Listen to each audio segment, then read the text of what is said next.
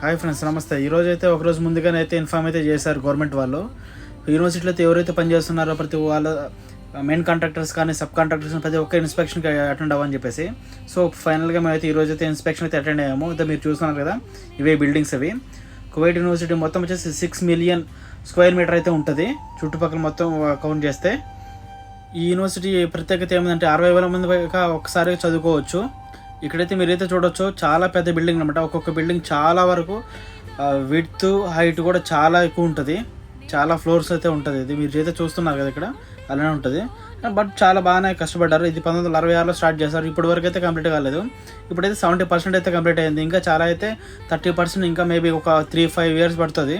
ఇంకా రన్ అవుతూనే ఉంది. ఎందుకంటే కొన్ని ఇష్యూస్ వల్ల కొద్ది కాంట్రాక్టర్లు సరిగా పనిచేయకపోవడం వల్ల ఇలా లేట్ అయింది. ఎవరైనా కోవిడ్లో ఉన్న వాళ్ళైతే ఒకసారి అయితే ట్రై చేయండి. యూనివర్సిటీని ఎలా ఉంటుందో ఒకసారి చూడండి, బాగుంటుంది.